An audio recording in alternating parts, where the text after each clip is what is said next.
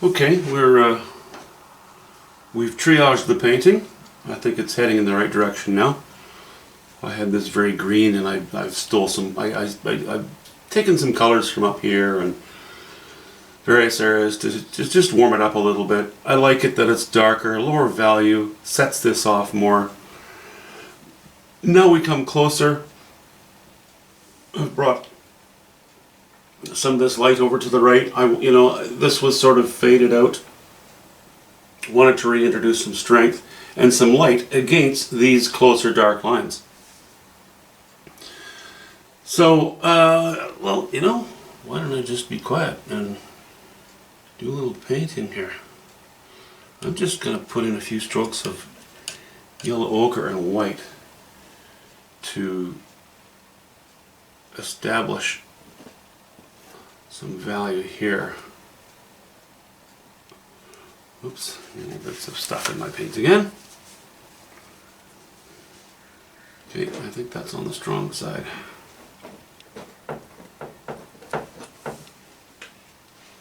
Yeah, I can add those colors as we go.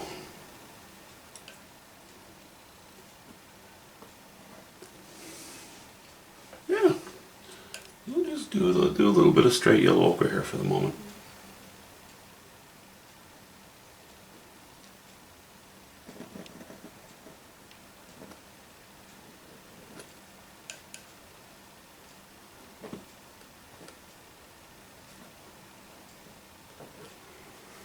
Yeah, that's going to be very flat if I do that. Maybe my strokes at the top should be a little, maybe not too much darker, but maybe with a bit more color. How about that? Yeah, I think that's a good answer to the question.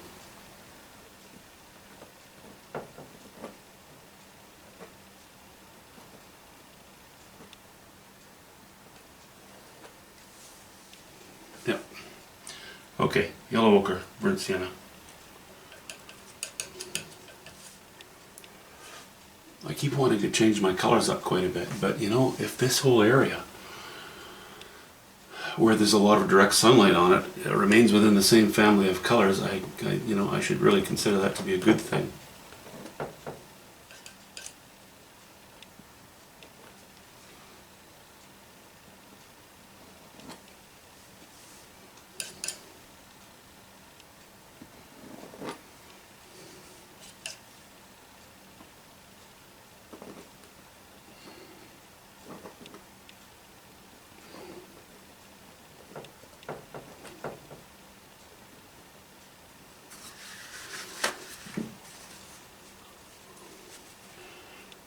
Okay, maybe I'll grab my slightly more flexible knife here to lay in some of this stuff, seeing as we're actually carving in around trees.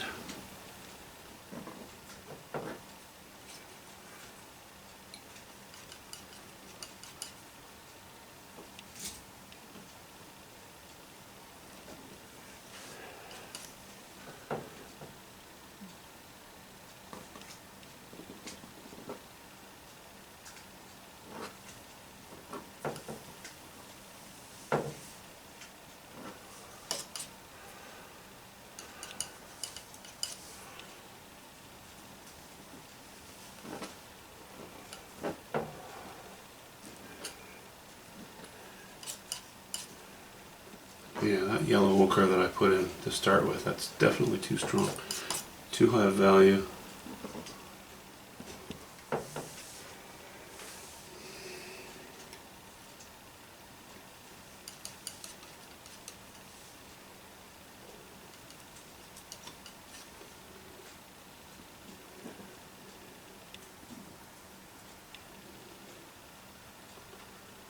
I sure like this flexible little knife. I wish that at some point I hope that at some point I come across another company that produces better knives. You know, not just something that you order online, but something I can actually physically go and have a look at. I found that so important for all art supplies, to be able to have a look, because they will brag and brag and brag, these companies, about their products, but you don't know till you see it yourself.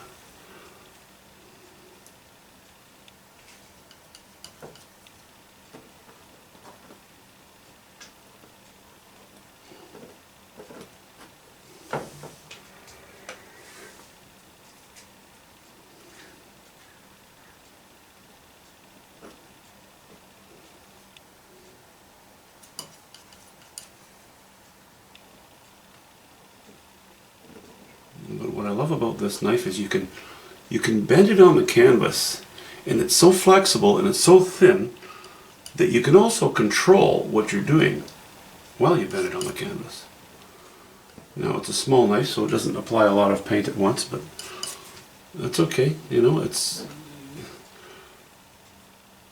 does the job that I want it to do.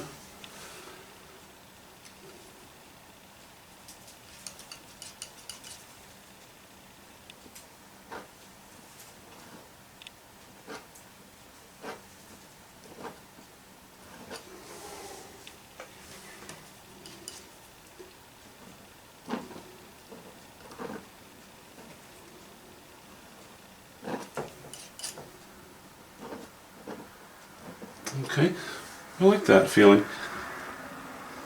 You know, what I guess we're shooting for here is that there's something off screen to the left that is casting a long shadow. You know, maybe we go up a hillside. Maybe there's some really tall trees off to the left, and they're casting this shadow across this strip of land and this bush, you know. That's great. It allows us the difference in drama between here and here, and then we can go back to our higher light, creating more drama and interest by going from this toned down area to this, which is going to border, of course, this. So we keep it alive as we move down that way, rather than just, you know, a bright spot and then everything just has to fade off, because that would end up being a pretty boring painting, actually. Okay.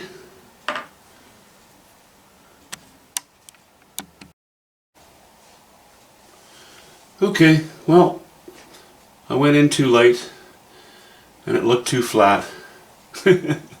So I had to darken it, warm it up a little bit, you know, this sliver. And I don't know, you know, we have two bands here, which not great to start with. I don't think it's going to be a problem because our strength is going to be in these trunks that's going to intersect, you know, both bands of color once we get to them. So I'm just going to trust that for the time being. I think that's okay.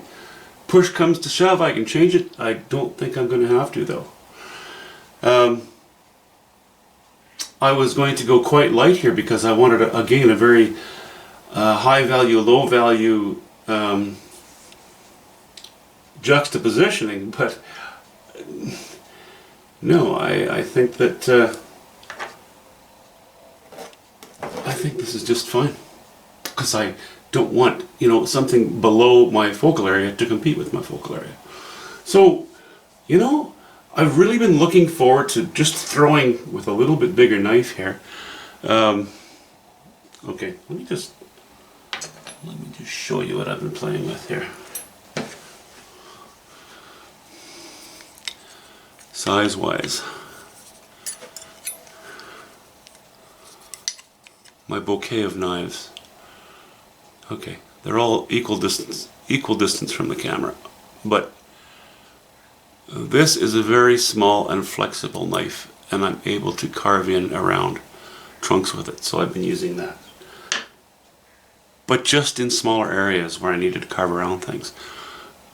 This knife by far I've used the most so far because, well, you can load more paint on it, cover more ground, and you can still paint, you know, around maybe not as finely shaped items, but nonetheless it works. Now we'll go to this one, and this is also a very flexible one, and I'm able to lay on more paint. So I'm going to play with this, and I'm going to play with this with purple. So it's kind of nice because I'm laying purple in here, but a lot of that purple will show some of the blue that, okay, it's, well, there's some there. But, you know, so it sort of repeats that theme, only becoming a little bit warmer and more shadowy. So let's start playing with it and see what happens. Where am I here with this?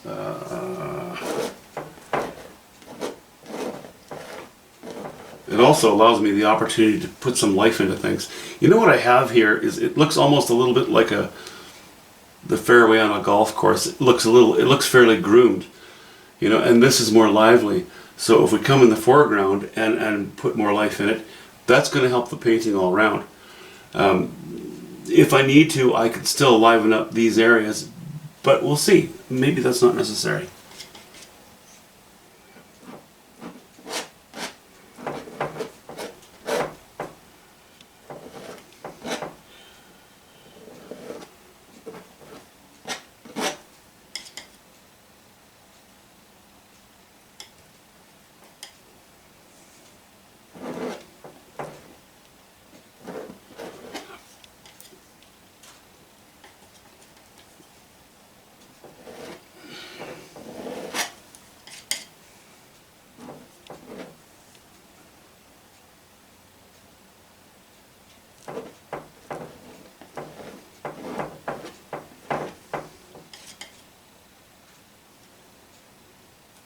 I'm using cobalt blue, a hint of ultramarine blue,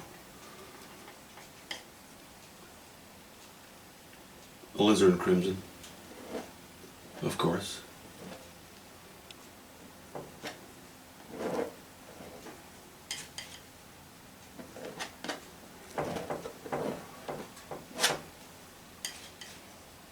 and little bitty bits of yellow ochre here and there.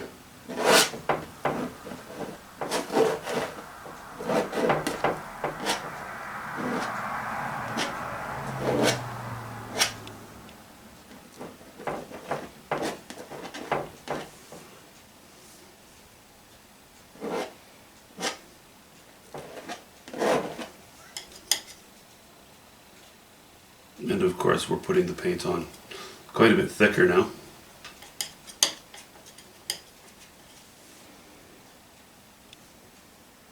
And here, how about if we just throw a shot of red in as well. Yellow ochre and alizarin crimson, just keeping it alive, you know? Excuse me.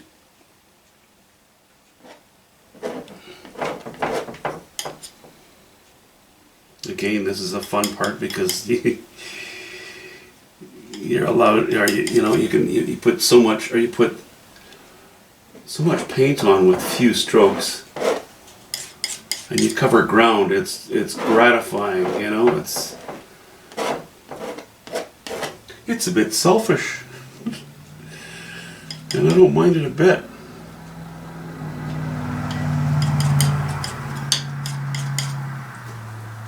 Selfish, well, okay, well, maybe not quite.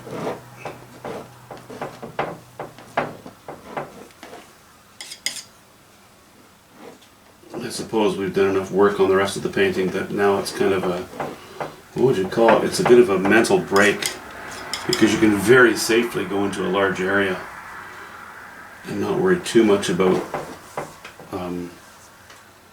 smaller mistakes. And our lines that outline everything on the rest of the painting, you don't have to worry too much about that, not as much.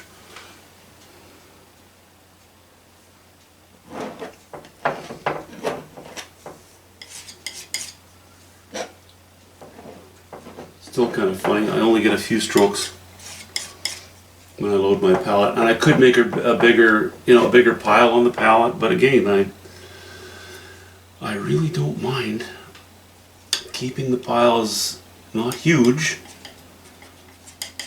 because it keeps the painting more rich. see.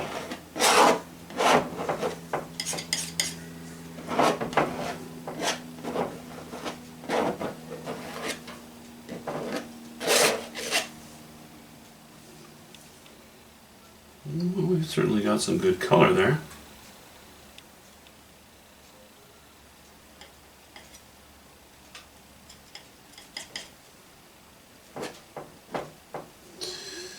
More white. No.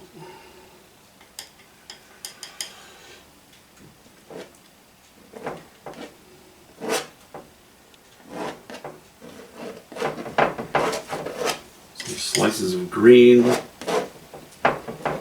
You know, that's just ultramarine blue and a little yellow ochre. I want this to appear to drop off quite a bit down to the left and then just hook up a minor, you know, hook back up design wise on the left hand side.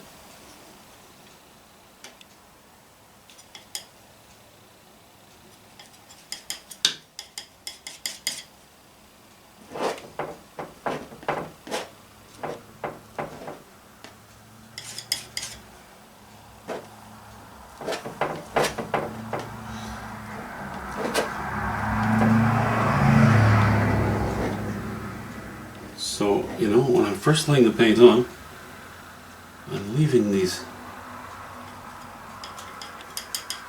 spaces here and there.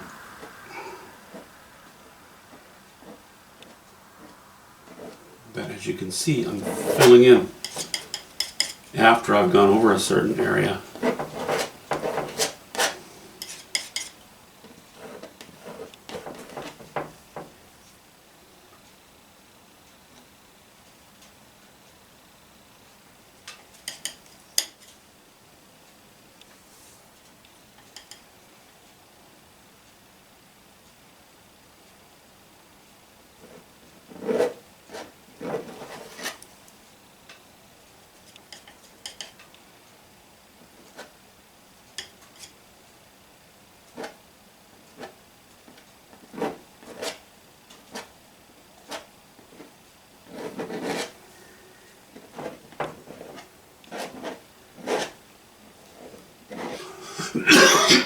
It's pretty light. I think I'll save those highlights till the end.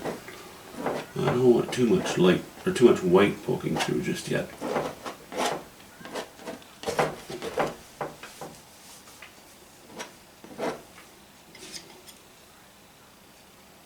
Mostly just trying to keep that foreground interesting.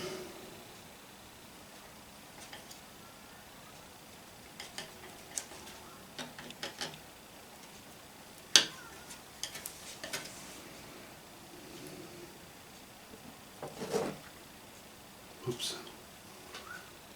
Chunk of garbage in there.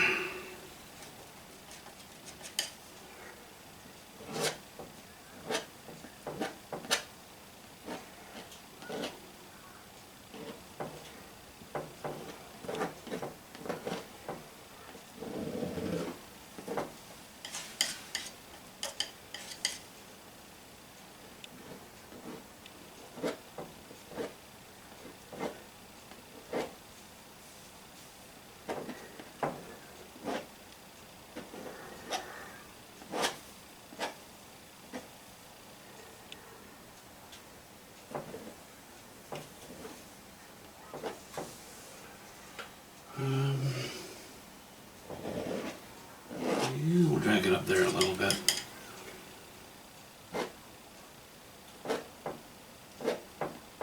And I don't mind if this line is a little bit lighter, you know, not too dark from here to here.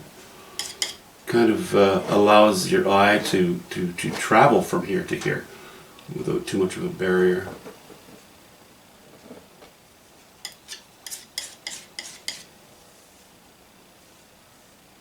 Okay, that one is a little bit strong.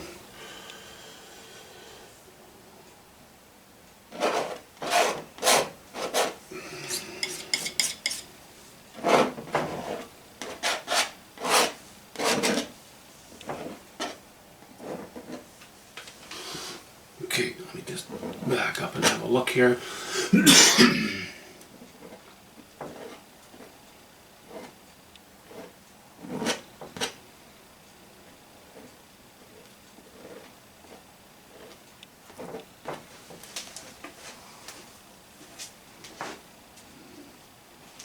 Okay, that's awfully strong, and I'm okay with that because you can easily tone it down. That won't be a problem. Okay, I'm going to keep playing with that. Okay, that's a bit strong and disorganized. That's fine. I'm just covering ground in the foreground now. I will organize it and strengthen it, I guess, in the next video, or for the next video. Anyway, I just thought that I would show you the painting. There it is so far.